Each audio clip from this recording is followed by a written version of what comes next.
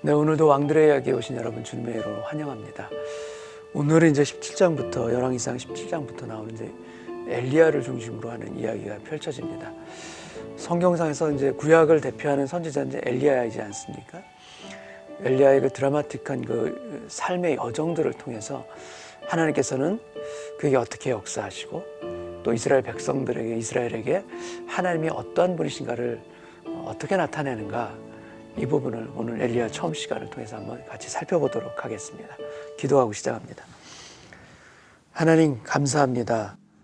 오늘도 주의 말씀 가운데 우리의 귀를 열어주옵시고 우리의 마음이 하나님의 말씀을 듣고자 하는 사모하는 마음으로 엎드리게 하시니 감사합니다. 사모하는 심령에게 말씀의 은혜로 베풀어 주실 뿐만 아니라 삶의 자리에까지 우리가 바뀌고 변화받을 수 있는 귀한 은혜의 시간 되게 해 주시기를 소원합니다. 그래야 주님, 오늘 이 왕들의 이야기, 오늘 이 시간을 통하여서도 하나님께서 직접 저희들에게 말씀하여 주옵소서. 레마의 말씀으로 내가 깨닫고 붙들어야 될 말씀을 오늘 이 시간도 주여 각 사람의 심령에 주님 허락하여 주옵소서. 예수님의 이름으로 기도합나이다. 아멘. 네, 오늘 열왕기상 17장 1절에서 7절까지 말씀 먼저 제가 봉독합니다. 길르앗에 우거하는 자 중에 디셉 사람 엘리야가 아합에게 말하되 내가 섬기는 이스라엘의 하나님 여호와께서 살아계심을 두고 맹세하노니 내 말이 없으면 수년 동안 비도 이슬도 있지 아니하리라 하니라.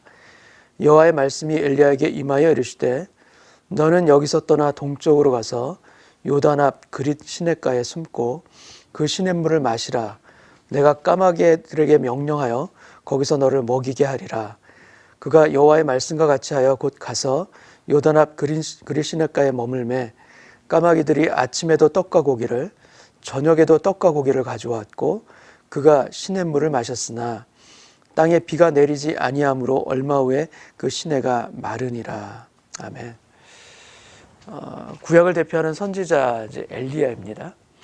근데 성경은 이 엘리야의 등장에 대해서 어떤 예고를 두고서 이렇게 등장하는 것이 아니라 갑자기 이렇게 우리가 읽었던 17장 1절을 통해서 딱 등장하는 것이죠, 엘리야가. 근데 엘리야는 이제 구약의 여러 이제 선지자들 보면 이사야 선지자도 있고 예레미야 선지자도 있지 않습니까?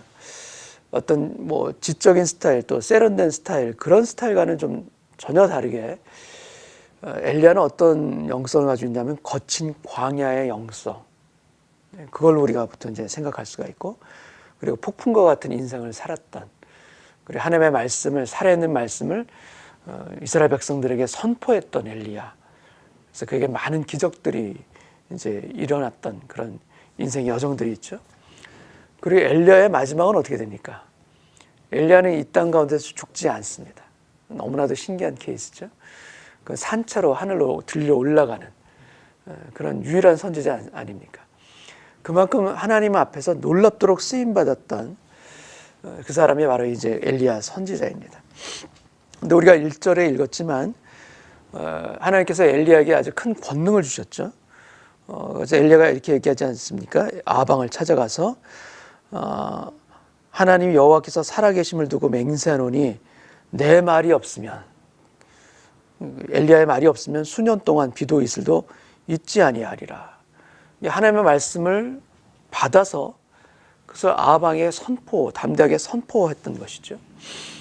근데 이 아방에게 가서 이 하나님의 말씀, 우상을 섬겼던, 바알을 섬기고 아세라를 섬겼던 아방과 이세벨 앞에 가서 하나님의 말씀을 이렇게 선포한다는 것 자체가 결코 쉬운 일이 아니지 않습니까? 그가 이 말씀을 전하고 곧 도망간 걸로 봐선 분명히 목숨을 걸고 이렇게 하나님의 말씀을 전한 것이 맞습니다. 근데 하나님의 말씀이 엘리야에게 임했습니다. 하나님의 말씀이 임하자 두려움도 떠나고 불안도 떠나는 것입니다. 그러니까 하나님의 말씀이 임하면 하나님의 권능이 함께 임하는 것입니다. 우리의 삶에서도 그래서 참 중요한 것이 무엇인가, 우리가 이렇게 말씀을 늘 가까이 하면서 말씀을 묵상하고 있는 것도 굉장히 중요하죠. 근데 더 중요한 것 중에 하나는 무엇인가 하면 하나님의 말씀이 실제적으로 우리에게 임하는 것입니다. 우리가 이렇게 접하고 읽는 말씀과 하나님께서 우리에게 직접 주시는 말씀, 물론 하나님의 말씀을 읽다가 하나님의 말씀이 우리에게 임할 수도 있습니다. 근데 우리에게 직접적으로 퍼스널하게 하나님의 말씀이 임할 때, 하나님의 말씀이 임한다는 것은 하나님의 권능이 함께 있는 것입니다. 그래서 하나님의 말씀이 임하게 되면 우리 삶에 풀리지 않았던 인생의 문제들도 풀려지기도 하고, 그다음에 치유가 일어나기도 하고, 오랫동안 관계 가운데 얽혀 있었던 그 어려움들이 하나님의 주권적인 말씀을 딱 받아들임으로 말미암아 그 어려운 것들이 해결이 되기도 하고, 회복이 되기도 하고, 치유가 되기도 하는 여러 가지 일들이 하나님의 말씀이 임할 때 나타나는 기적과 같은 그런 일들입니다. 그리고 또 하나님의 말씀은 오늘 이 열왕기상 17장에서도 나타나지만 그 민족을 깨우기 위해서 주시는 하나님의 말씀이기도 합니다. 구원의 메시지이기도 한 것이 맞고, 특별히 열왕기상에서 보여주고 있는 엘리야의 하나님의 말씀이 임한 그 목적은 바로 이스라엘 백성들로 하여금 그 우상을 깨고 너희는 하나님 아버지께 돌아오라라는 바로 광야의 외침, 강력한 외침으로써 이 엘리야를 쓰시기 위해서 하나님께서 그에게 말씀을 임하게 했던 것입니다. 구약의 선지자들에게 있어서 가장 큰 고통은 무엇이었을까? 그것은 아마 하나님의 말씀이 오랫동안 임하지 않았을 때, 하나님의 말씀이 임하지 않을 때 아마 가장 고통스러웠었지 않았을까 싶습니다. 근데 우리의 삶에 있어서 하나님의 말씀이 임하지 않아서 우리가 이렇게 고통스러운가? 하나님의 말씀을 우리가 임하지 않아서 내 삶에 참 갈급함이 있는가? 이 부분은 우리가 한번 마음을 열고 다시 우리가 우리 자신을 되돌아볼 수 있는 그런 시간이 되기를 원합니다. 하나님께서 우리 삶에 말씀을 언제나 허락해 주시기를 원하십니다. 우리 삶의 모든 상황 가운데서 하나님의 말씀이 생수처럼 이렇게 잔잔하게 흘러간다면 얼마나 우리가 복되겠습니까? 늘 우리의 생각의 기준과 늘 우리의 생각의 방향이 세상이 아니라 하나님의 살아있는 불꽃 같은 말씀 가운데 우리가 그것이 딱 있다면 우리의 걸어가는 인생길의 실족함과 무너짐들이 많이 사라지게 될 것을 믿습니다. 오늘도 우리가 이 왕들의 이야기를 보지만 오늘 이 시간을 통해서 더욱 우리가 사모하길 바라는 것은 하나님, 저에게 하나님의 말씀을 퍼스널하게 저에게 허락하여 주옵소서, 이 기도 있기를 원합니다. 하나님께서 엘리야에게 또 말씀이 임해서 뭐라고 말씀하시냐면, 너는 여기를 떠나, 그 아방을 떠나 동쪽으로 가서 요단 앞 그릿 시냇가에 숨으라 말씀합니다. 3절의 말씀이죠. 그릿 시냇가에 숨으라라고 말씀하시는데, 이 숨다라는 이 여기서는 이 히브리 단어는 그냥 몸을 숨기는 것과는 조금 다른 의미로 좀 보셔도 됩니다. 어떤 의미인가 하면은 하나님께서 은혜 가운데 숨겨주시는 것입니다. 다른 사람의 눈에 띄지 않게 가려주시는 것, 보지 못하도록 해주시는 것, 보호하시는 것, 그 의미가 이 숨다라는 이 표현에 들어가 있습니다. 여러분, 이 하나님께서 숨겨주시는 은혜, 가장 우리가 대표적으로 볼 수 있는 사람이 다윗 아닙니까? 사울왕의 그런 추격과 그를 쫓아오는 그 모든 그런 위험 가운데서 하나님은 그를 안전하게 숨겨주셨습니다. 사울왕과 그 동선이 겹쳤던 적도 참 많았을 것입니다. 근데 그럼에도 불구하고 사울왕의 눈을 가리고 다윗을 안전하게 숨겨주시고 보호해 주셨던 그 하나님의 은혜가 다윗에게 있었던 것처럼, 하나님을 믿고 신뢰하는 엘리야에게 하나님은 아방의 눈에서 또 이세벨의 눈에서 이 엘리야를 숨겨주시고 그 그릿 시냇가에 보호해 주신 것입니다. 근데 엘리야는 하나님의 말씀을 붙들고 그릿 시냇가로 갑니다. 근데 이 그릿 시냇가라는 곳은 어디인가? 엘리야에게서도 마찬가지지만 오늘날 살아가는 우리에게도 그릿 시냇가는 필요한 곳이기도 합니다. 우리는 필요하지 않다라고 생각할 수가 있습니다. 그러나 하나님의 입장에서는 하나님의 사람에게 반드시 필요한 훈련의 장소가 그릿 시내가가 있기 때문에 하나님은 엘리야를 그곳으로 보내셨고, 아니 우리들도 때로는 그릿 시내가로 보내시기도 하는 하나님이신 것입니다. 왜 그릿 시내가로 보내시는가? 그 이유는 그곳에서 하나님의 음성을 듣고 하나님만 의지하며 살도록 훈련받도록 되어지는 장소이기 때문에 하나님은 그릿 시내가로 보낸 것입니다.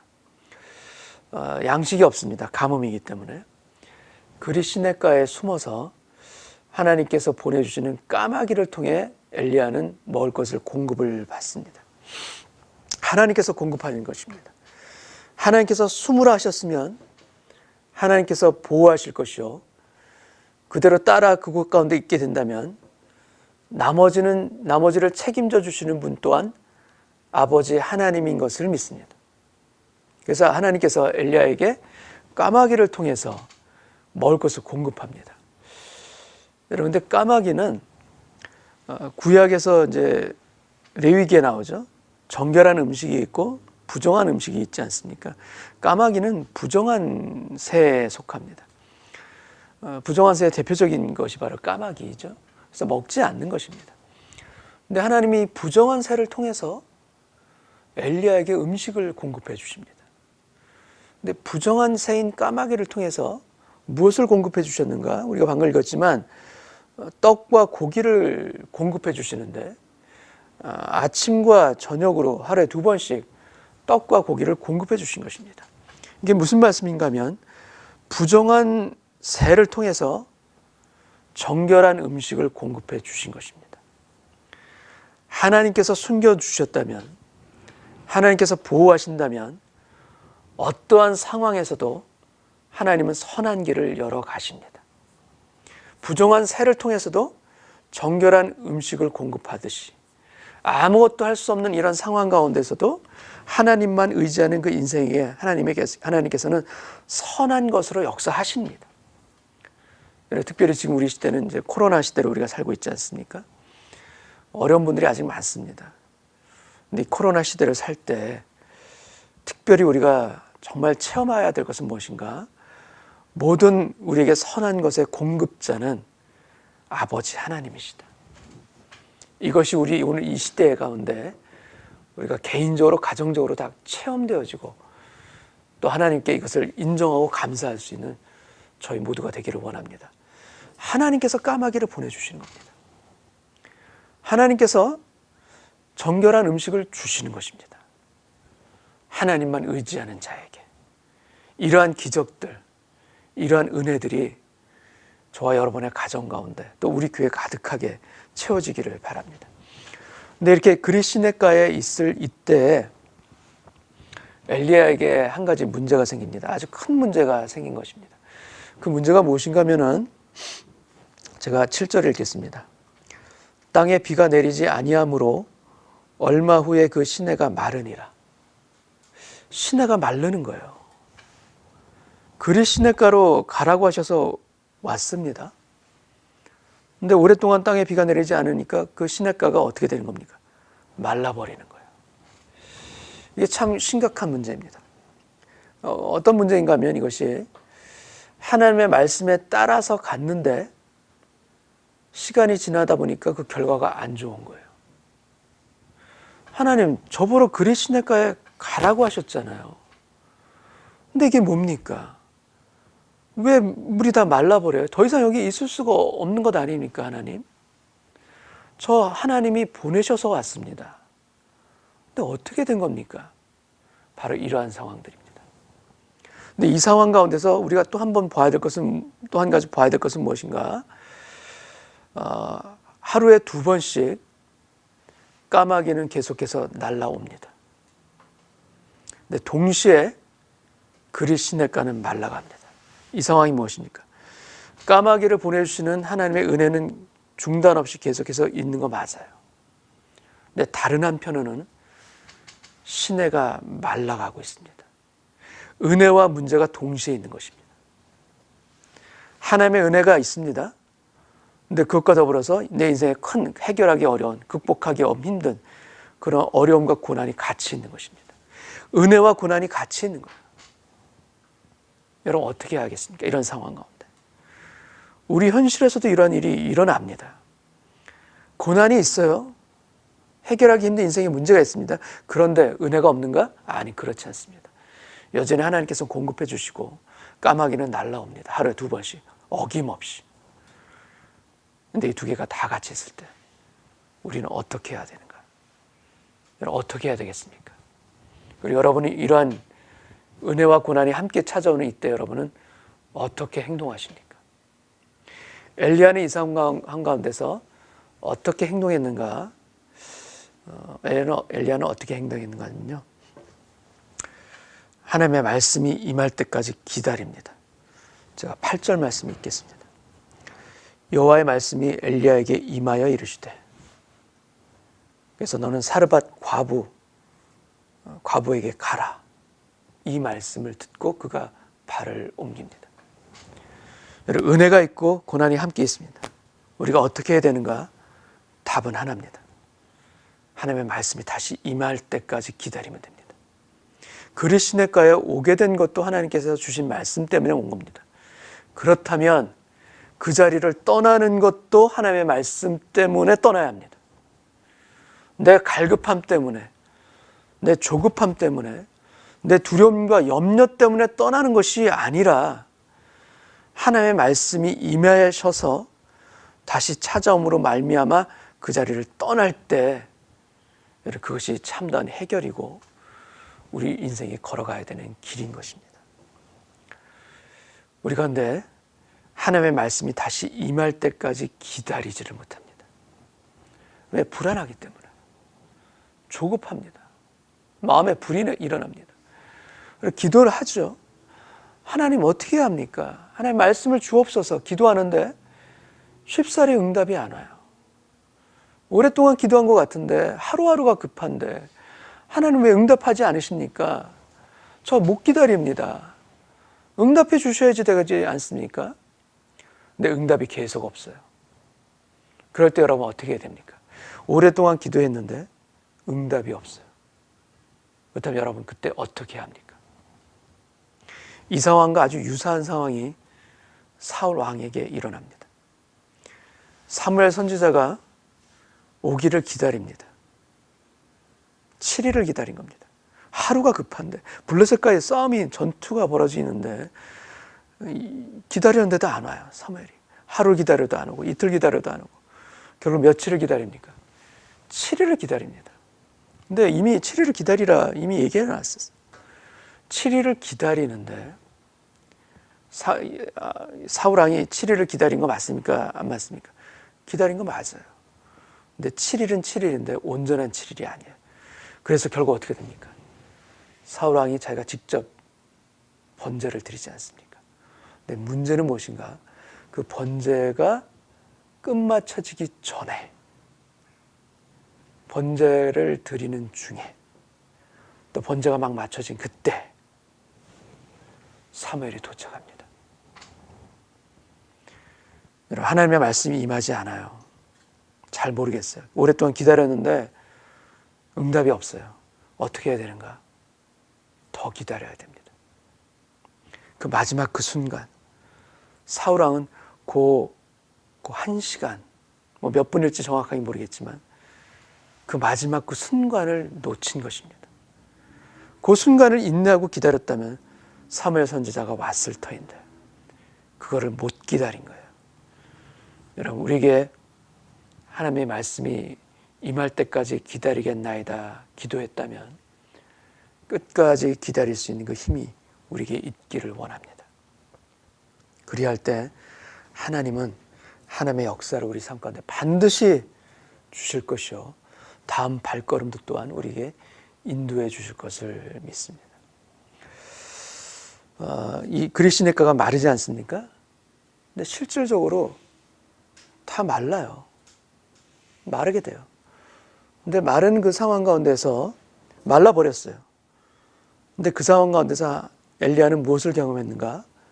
모든 상황은 말라버렸지만 그 가운데도 살아계시고 역사하시고 공급하시는 아버지 하나님을 만난 거예요. 말씀을 통해서. 여러분, 역경과 고난의 때 하나님의 공급하심과 은혜를 체험한 사람은 달라집니다. 그 다음부터는요, 하나님이 역사하실 것을 기다릴 수 있습니다. 왜? 이미 한번 경험했습니다. 그 하나님을 체험한 거예요. 내적으로 신앙의 그 힘이, 근력이 생긴 것입니다.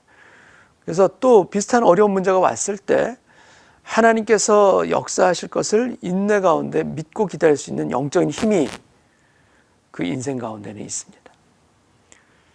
여러분의 삶 가운데서 하나님께서 기적적으로 공급해 주신 그런 체험들 여러분의 삶에는 없으십니까? 아니요, 반드시 있습니다. 과거를 돌아보면 반드시 있었을 것이 틀림이 없습니다. 그때 그렇게 구원해 주시고 그때 그렇게 놀랍도록 공급해 주셨던 그 하나님이 오늘 이 시간에 여러분의 그 문제 앞에서도 도와주시지 않으시겠습니까? 도와주십니다. 하나님을 기다리십시오. 상황이 바뀌는 걸 기다리는 인생이 아니라 하나님을 기다리시는 인생. 그 인생에게 하나님은 반드시 찾아오실 것이요, 하나님의 새로운 길들을 열어가실 것을 믿습니다. 은혜와 고난이 함께 여러분 가운데 있을 그때 하나님을 기다리시는, 하나님의 말씀을 기다리시는 저와 여러분 되시기를 주님의 이름으로 축원합니다. 기도하겠습니다. 아버지 하나님, 하나님의 말씀이 임할 때 우리 삶에 하나님의 권능도 함께 찾아옴을 믿습니다. 하나님의 말씀을 붙드는 인생은 두려움도 떨칠 수 있고 염려와 불안함에도 붙잡히지 않고 용기 있게 걸어갈 수 있는 힘 있는 발걸음을 내딛게 될 줄 믿습니다. 오늘 저에게 필요한 것이 어떤 상황의 변화 이전에 하나님을 인내하며 기다릴 수 있는 그 마음의 넉넉함이 제 마음 가운데 있게 하여 주셔서 하나님 말씀하여 주옵소서. 기다리겠나이다. 주의 길을 열어 주옵소서. 기다리겠나이다. 하나님께서 주시는 그 마음 따라 말씀 따라 움직이겠나이다. 저를 불쌍히 여겨 주옵시고 저의 삶에 임하여 주옵소서. 이 기도를 주님 앞에 온전히 드릴 수 있는 저희 모두 되게 하여 주시사 그 말씀 가운데 하나님의 인도하심을, 하나님의 공급하심을 경험하고 간증하는 저희 모두 되게 하여 주옵소서. 예수님의 이름으로 기도합나이다. 아멘.